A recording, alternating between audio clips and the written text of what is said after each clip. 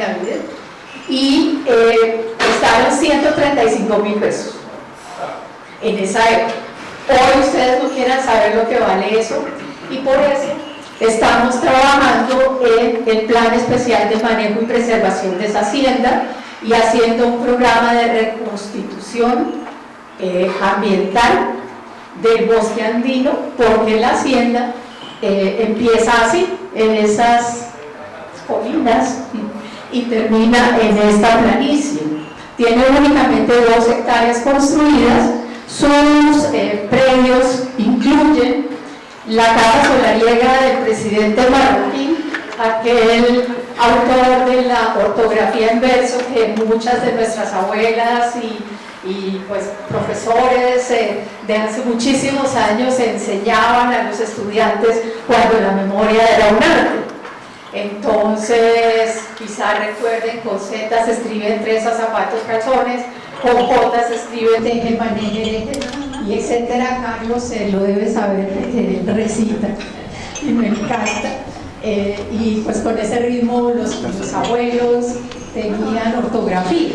Yo ya no hablo de ortografía, sino de ortografía, porque la cosa está grave.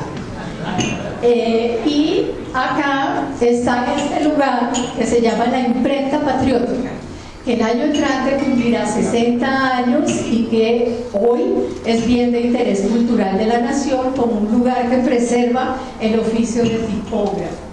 Ahí todavía se imprime con linotipo, con intertipo, y yo digo que morosa y amorosamente. Morosamente porque para hacer un libro allá se gastan 6 meses haciendo toda la digitalización y grabando eso en plomo y luego realizando pruebas y luego cosiendo a mano y todo eso. Entonces pues un libro así se demora y no es barato y es una obra de arte. Pero allá se preserva ese oficio, se dan clases, se recibe gente todo el tiempo, etc.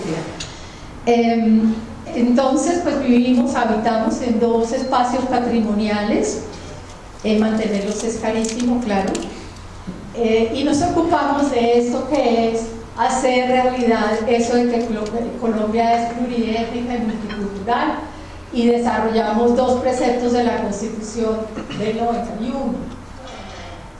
El Estado reconoce y protege la diversidad étnica y cultural de esa comunidad imaginada que es la nación colombiana. Yo acojo las ideas aquí de Benedict Anderson más que las de Harari, pero para eso es el diálogo, ¿no? Sí creo que hay muchas invenciones de la idea de nación, pero pues aquí tenemos esa unidad en la diversidad. Y el artículo 10 con el cual también dialogamos, porque dice: el castellano es el idioma oficial de Colombia, las lenguas y dialectos de los grupos étnicos también son oficiales en los territorios, la enseñanza que se imparte en las comunidades con tradiciones lingüísticas propias será bilingüe. No solo la enseñanza, sino también la justicia, no solo la educación propia, no solamente hay educación propia, sino justicia propia. En Colombia, documentadas, hay 65 lenguas indígenas, 2 lenguas criollas, palenquero y sanandresano, la lengua rom o romaní de los gitanos y la lengua de señas colombiana. Las personas que se comunican a través de la lengua de señas colombiana tienen en este momento un proyecto de ley para el reconocimiento de esta lengua como propia. La lengua de señas no está incluida en la ley de lenguas nativas. En lengua de señas colombiana voy a enseñarles a decir gracias.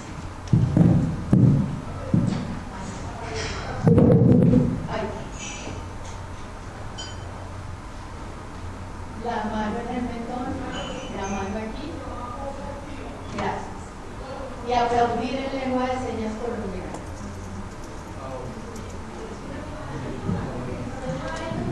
Oliver Sacks tiene un libro bellísimo sobre la lengua de señas. Bueno, esto es esta diversidad. En esa diversidad entonces vamos a movernos nosotros un poquito. Ahí, ya hice esto, ya me debo. Aquí. Primera interpelación: ¿español o castellano? Caray, cuando llegaron los españoles aquí ya no hablaban castellano. Don Alfonso X el Sabio, un rey al que yo adoro, emperador literato, que no lo fue, hizo todo lo que pudo, hizo todas las compras, sobornó y de todo, pero no lo logró. Pero en su corte, por allá en el año 1300, tomó la decisión que hizo del castellano la lengua de España. Decidió que el castellano iba a ser la lengua oficial de su cancillería. Y al hacerlo, determinó que el castellano surgía y se propagaba como una lengua seca, porque era una lengua de abogados, era para decir, algo que juega Juan Benavides, que dice que los abogados hablamos horrible y no hablamos sino de comparendos y la compulsa de copias y el no sé qué, todo ese lenguaje que oye uno en las noticias, cuando prende las noticias, todo es, le compuso un comparendo, toda la cosa legal. Entonces nuestra lengua, ese castellano del siglo XIII, fue una lengua seca, legal, y se reservó para sí, para manifestar el ethos, la epopeya de la literatura, del yo que dice siento, el gallego portugués. Entonces don Alfonso X producirá desde su escritorio las 7 partidas, que es una copia de cosas del digesto de Justiniano, el primer código que hay para los municipios, ¿no?, que es un bellísimo texto, etcétera, todas normas legales y documentos legales. Y para decir yo siento, lo va a decir en gallego portugués. Y va a dejar una colección de cantigas que con Carlos vamos a recitar prontamente, que son las cantigas de Santa María: rosa das rosas, e flor das flores, dona das donas, e señor das señores. Y por eso en gallego portugués, y hoy en día nosotros decimos, ay, es que el portugués es tan bonito, es que el brasilero es tan lindo, porque hay que decir brasilero. En Brasil uno no puede decir portugués, tiene que decir brasileiro falado, y tiene que decir brasileiro falado con sotaque carioca o sotaque paulista, o sea, con el acento de allá, el acento de acá, y es una lengua dulce y hermosa, que tiene palabras que nosotros no podemos traducir, como saudade. ¿Quién traduce saudade? ¿Qué pasó con nuestro castellano seco?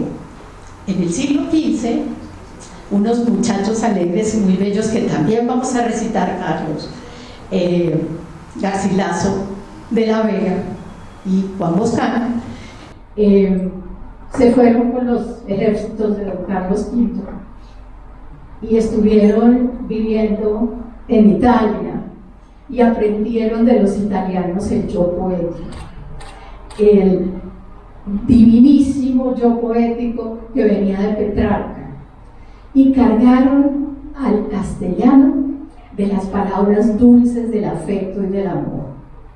Entonces, en ese momento, ese castellano que llegó a nosotros, que dicen que llegó a nosotros, eran los castellanos de Castilla, pero a nosotros nos llegó un castellano lleno de arabismos, 10 siglos en la península ibérica, lleno de palabras hebreas para nombrar la ciencia sobre todo, lleno de palabras que venían no del latín, sino de palabras de los celtíberos que habitaban ahí.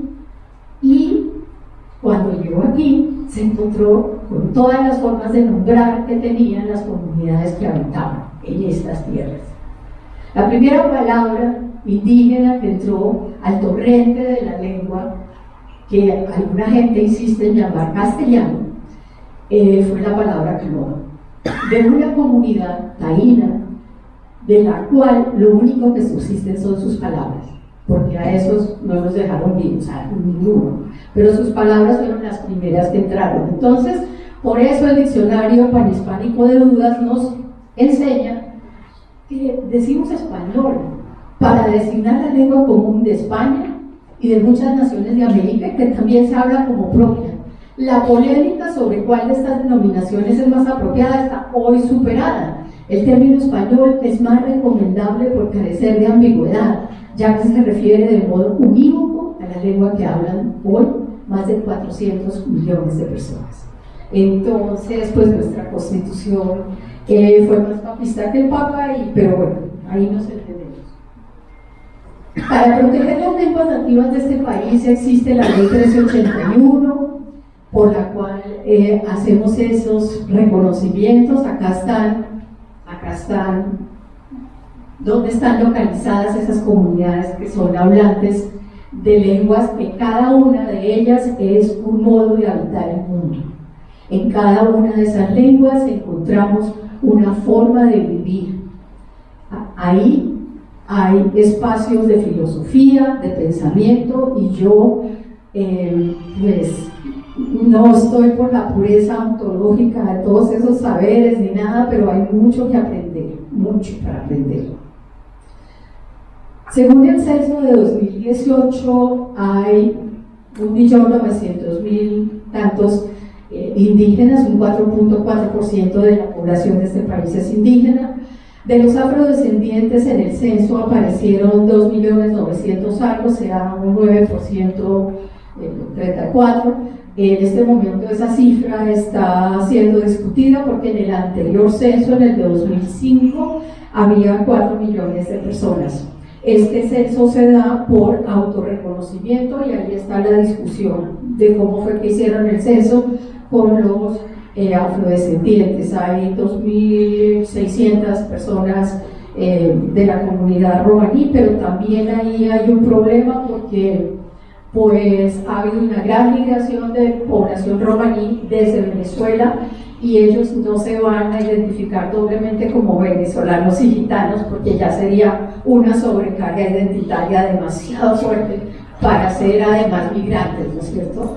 Entonces yo también pongo en duda esa cifra. Bueno, somos el 51% de mujeres, el tal por cual, todas esas cosas que son apenas cifras que no nos muestran lo que es la realidad de la variedad lingüística de nuestro país. Debo decir que el Instituto Karen Cuervo trabaja con el español como se habla en Colombia, no como se debería hablar, no con el español prescriptivo de la Academia de la Lengua, ¿no? Sino como se habla, con sus acentos regionales, con sus palabras divinas, con las palabras que nos permiten nombrarnos en cualquier región dialectal de este país. Un país donde podemos decirle al niño Curicagao, me gusta, chino, huipa, muambito, huipa, huipita, pelao, todo eso. Sí. Y podemos decir llover y llovizna de no sé cuántas maneras, pero eso lo vamos a hacer más adelante. Por esa razón, porque no es una institución prescriptiva, sino descriptiva, el instituto en 2008 fue. 2008 comenzó un enorme barrido por las regiones de Colombia para recoger este que es el diccionario de colombianismos que fue publicado el año pasado y que lleva 3 ediciones agotadas en este país. ¿Cómo hace la gente? ¿Cómo hacemos? Es decir, es tan chistoso lo que ha pasado con esto de la necesidad que tenemos nosotros de encontrarnos en la lengua, que este es el libro más vendido en toda la historia del instituto. Un instituto que vende libros de esos que les digo, amorosos y amorosos, pero pues, a ver, fuimos a la feria y cuando íbamos en 999 libros vendidos el primer día, se trabó el sistema, porque nunca habíamos vendido más de 1000 de nada. Entonces colapsó el sistema y tuvimos que empezar a venderlo con facturas manuales. Vendimos 4.500 ese día. esas primeras semanas y tuvimos que correr a una segunda edición, a una tercera edición para la feria. Y bueno, hoy traje uno de los últimos y se lo entregué al alcalde porque le dije, bueno, a ver, lléveselo, ya se está volviendo, pero ya estamos editando el resto. Y todas las personas que quieren contribuir con una palabra, mire que no le encuentro, ¿qué tal? Veo al doctor, el doctor Jaramillo, que le tengo que decir que en Sevilla, hace 2 semanas, fue acogida como palabra por la Real Academia la palabra almendrón. El almendrón entró oficialmente a la ley. Antes ustedes estaban como al margen, le cuento. Están prohibidos. Este libro que tengo acá, El hombre sin miedo, es también uno de los últimos libros del instituto y documenta a una persona llamada Sixto. Es el último hablante de la lengua tinigua. Con él se muere su lengua. En 1991 se murió su hermano Criterio y desde ese momento él no tiene con quién conversar. Y yo quiero que piensen en eso, en la imposibilidad de conversar, porque a eso es a lo que me vino a decirles que podemos conversar. Sixto es una persona fantástica que dice cosas muy importantes, como por ejemplo, sin mi lengua, mi soledad no cabe en esta selva. Él vive en la Macarena. Así es, así es. Zonas dialectales del español colombiano. Ustedes mírense ahí, cada uno tiene su acento, cada uno viene de una región, cada cual tiene palabritas, decimos muchas cosas. Yo no sé almendrón de dónde salió, pero es buenísima palabra.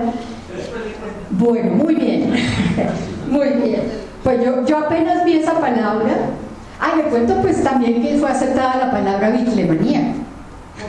Bitlemanía.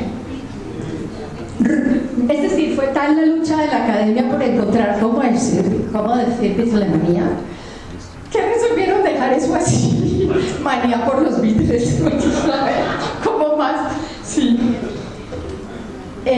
Bueno, entonces todo. Uy, ahora sí lo hice bien, ¿ven? Todo eso para contarles que el instituto entre 1950 y 1975, 25 años, recordemos, sin televisión, sin internet, sin nada, cuando la gente todavía se miraba a los ojos y no al celular, chévere, ¿no? Y se conversaba y todo eso, realizó una cosa maravillosa que se llamó el Atlas Lingüístico Etnográfico de Colombia. Yo le llamo uno de los libros de bolsillo del instituto. Yo no me lo cargo y me da pena no haberlo traído porque es que los 7 volúmenes más los adiciones que son una pieza de equipaje.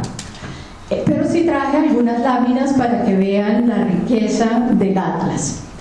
Recorrió lo que se llamaba entonces Colombia, que no incluía lo que se llamaban los territorios nacionales. Los territorios nacionales, ¿por qué no? Porque el Atlas se financió yendo a las asambleas departamentales para hacer la expedición a las diferentes poblaciones a preguntar, ¿usted cómo dice tal cosa? ¿Y cómo se dice tal cosa? Y a fotografiar y a copiar todas las cosas atinentes, como dirían los abogados, atinentes a las costumbres, al cuerpo humano, al clima, a los untujos y brebajes, a toda la cultura material, a la arquitectura, etc. En ese grupo de investigadores había hombres y mujeres. Las mujeres eran consideradas de dudosa ortografía porque iban con unos hombres, y en algunos parlantes de parroquia las anunciaban como las malas mujeres que iban con pantalón cortico, y se tenían que quedar donde les cayera la noche. Entonces hay un libro fantástico de una de esas investigadoras donde cuenta todas las anécdotas de ser investigadora en 1957 por los caminos de Colombia, una cosa genial. Pero tenían que ir mujeres, porque pues había señores pues que, como así, que usted va a hablar con un hombre, mija. Entonces, ellas eran las que documentaban las cosas que decían las mujeres. No se imaginan lo que es eso, no se imaginan. 18.000 fotografías de Colombia en esa época. Hay lugares como uno muy amado por mí, Prado, Tolima, cuya iglesia fue desaparecida por las FARC, y yo pude ver la foto de la iglesia de Prado, Tolima en las 18.000 fotos de la LEC. Ahí están. Entonces, de esa riqueza léxica a la otra que hemos documentado a través del diccionario, es de lo que quiero conversar. Porque, ¿cómo se hace una encuesta al patrimonio léxico? Preguntando cómo se dice y cómo lo dice. Entonces, eso documenta una característica de la lengua, de los decires, que se llaman los parasegmentales. Parasegmental es una característica que tenemos de decir con una cierta musiquita, para no ponerme muy ontológica y epistémica. Una musiquita. Entonces no es lo mismo decir hola, ¿qué hubo? A decir ¿qué hubo? O decir ay, qué tan charro. Y decir uy, qué charro, qué charro, qué charro. En Antioquia, ay, tan charro, es, ¿no?, simpático, dulce y todo. Y en Bogotá, qué charro y qué charrera es lo mijito, ¿no? Entonces, los parasegmentales nos van a decir esas cosas, nos van a decir el tonito con que yo lo digo. Ah, ¿cuáles son las horas? A ver, ¿no? Hola, ¿qué hora es? ¿No? Parasegmentales. Entonces, ¿cómo se dice y cómo lo dice? Ay, yo no sé qué estoy haciendo aquí. Esta cosa. Se encuestan los oficios, los lugares, las memorias. Yo fui, in illo tempore, fue civil municipal de Guamo, Tolima, y la carretera, que es ahora 4G, le decían Esplánicas. Cantaba eso, Esplánicas, no sé, por allá en Esplánicas.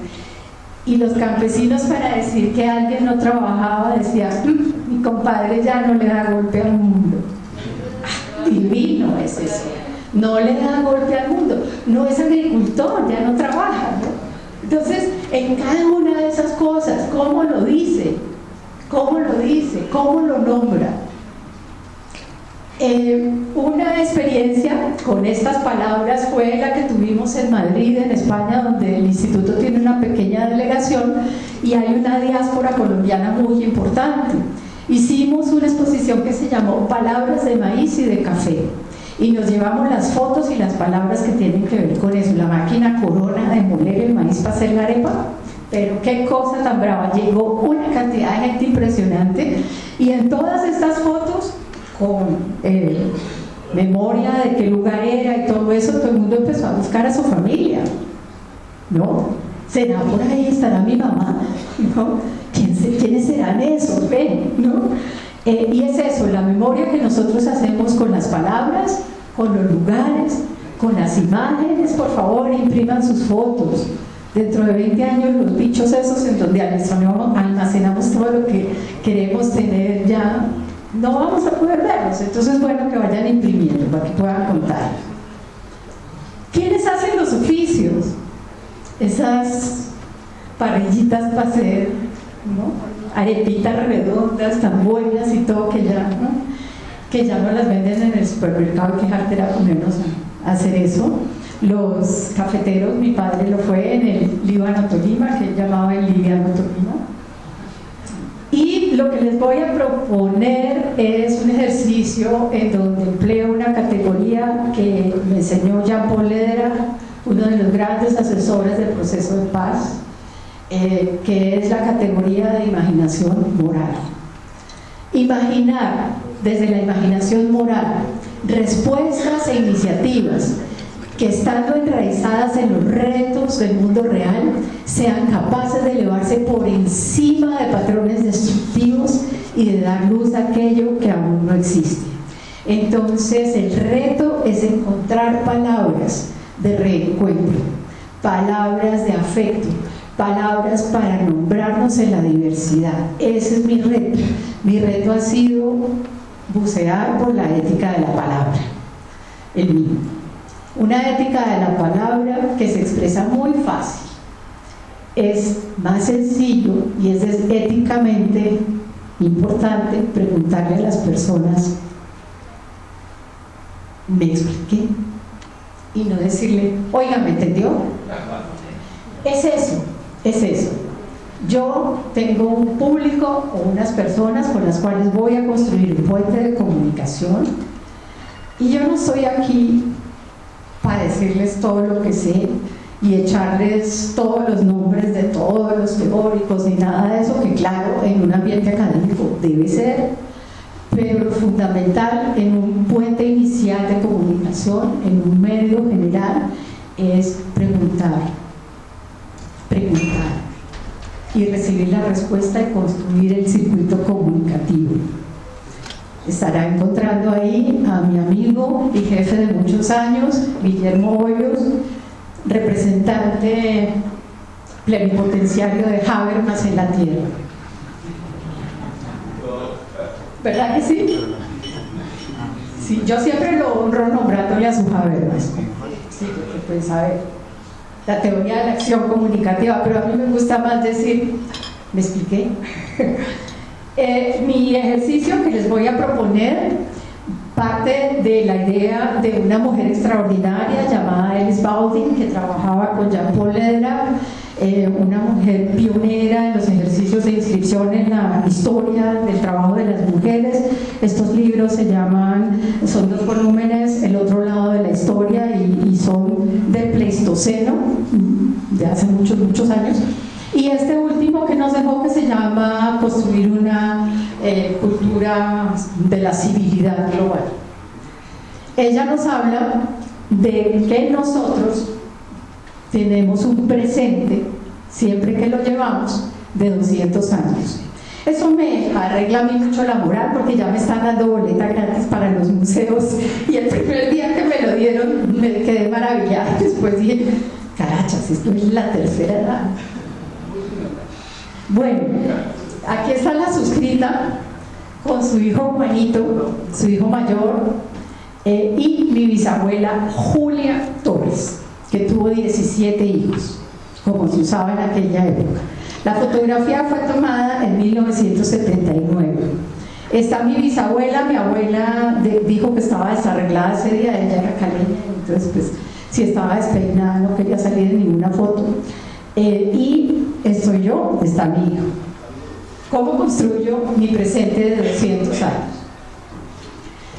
Resto a la fecha de expectativa de vida de mi hijo, la de nacimiento de mi abuela Julia,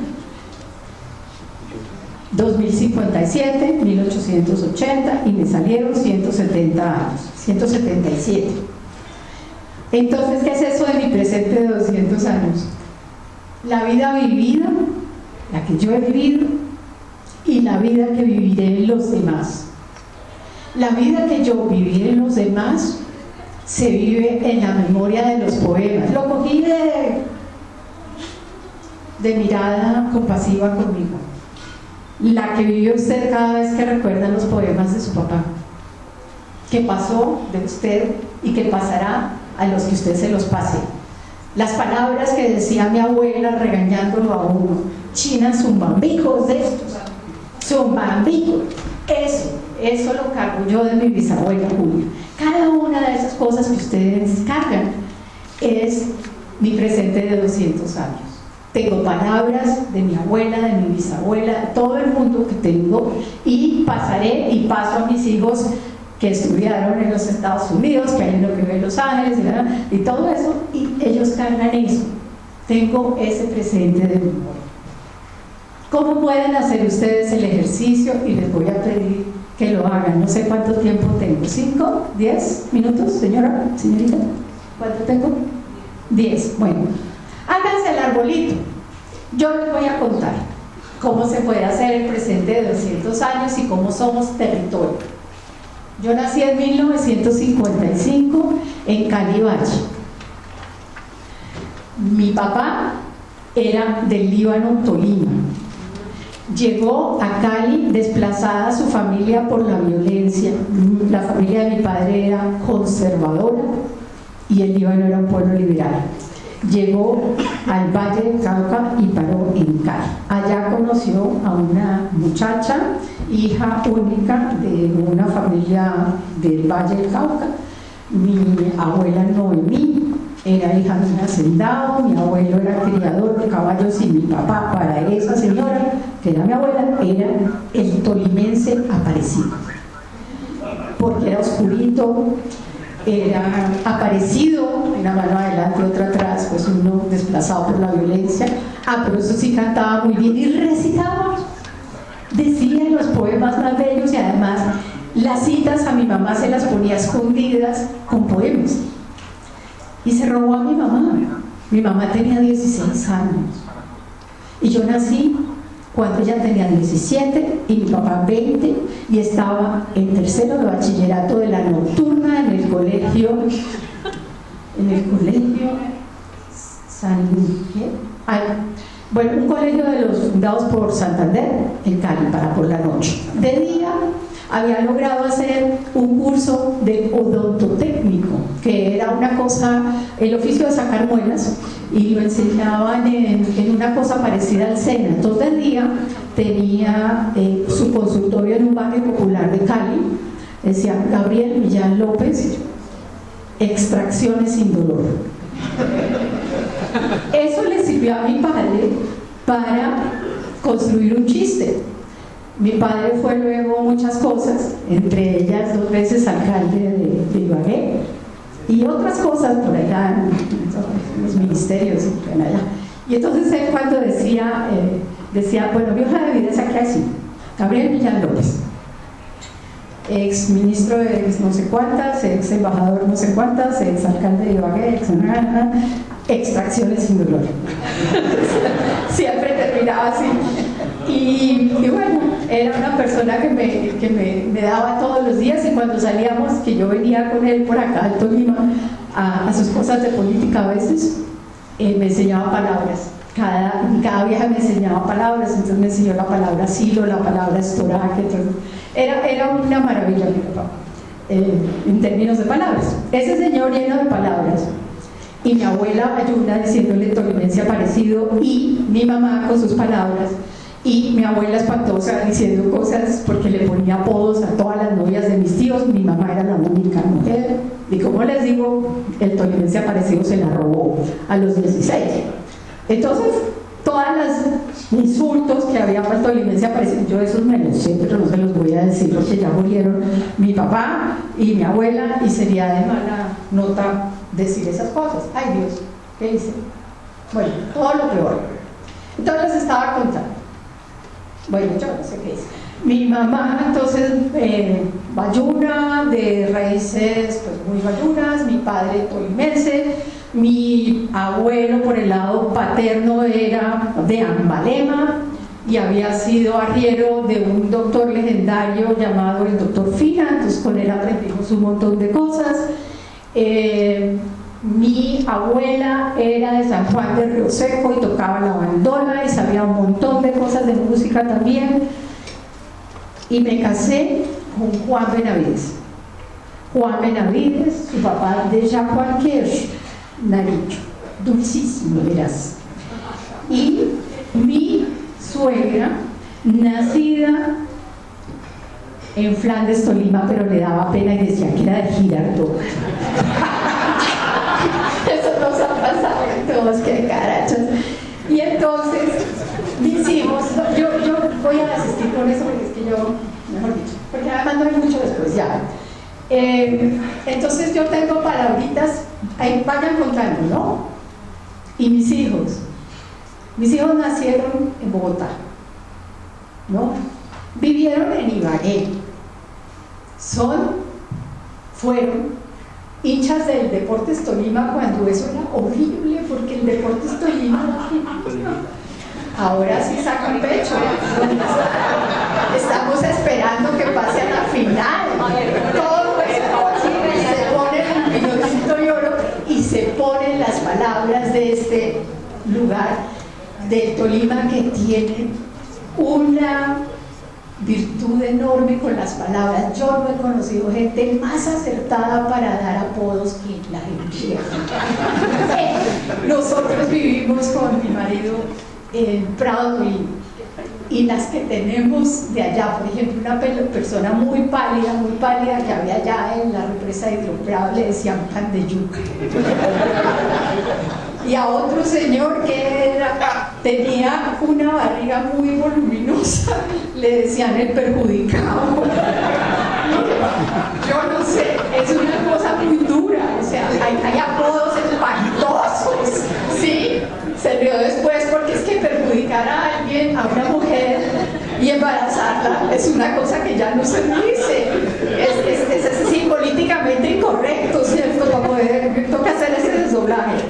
Pero igual que como eso hay en la lengua que nosotros usamos y en los dichos que tenemos un desdoblaje y una riqueza increíble. Hay una que es lengua de Germanía, que es lengua de Ampones, que es el parlache de Medellín. Y cuando yo enseño textos de Quevedo del siglo de oro, les digo, esto que les voy a decir es conceptismo puro. Chuparla de oro. A ver, yo he enseñado en los Estados Unidos y usted cómo le explica a alguien qué quiere decir chupar gladiolo. Eso es una metáfora. Usted tiene que decir, pues es que el gladiolo es la flor que ponen encima de los floreros en los cementerios y la lápida y tal. Entonces el muerto está así, chupando gladiolo. O sea, todo eso. Bueno, por ahí hay unas láminas que tiene Carlos que ilustran toda la riqueza de la ley, de estos libros de bolsillo. Que cada uno de ustedes, si está en una institución educativa, si quiere recibirlo, simplemente le escribe al Carlos Cuervo y dice, quiero tener para la institución patatín patatán en la ley, y se los enviamos. Mándenlas por ahí, pónganlas por ahí, para que jueguen cómo se dice y cómo se hace, porque también tiene signos, ¿no? No es lengua de señas, sino signos. ¿Cómo se dice ladrón en Colombia? Se hace así. ¿Cómo se dice tacaño en Colombia? Que alguien es tacaño. Así. Pero hay muchas más. ¿Cómo se dice rico? ¿No? Todo eso está en la ley, con dibujos, con fotografías, con el mapa georreferenciado de dónde se dice qué. Todo para que ustedes puedan jugar a construir el árbol de sus palabras. Quiero decirles algunas expresiones de agradecimiento que están en la ley para terminar. Mil gracias, muchas gracias. Les agradezco altamente. Les aprecio el cariño, ¿no? Agradeciéndoles, sí, bastante. Gracias.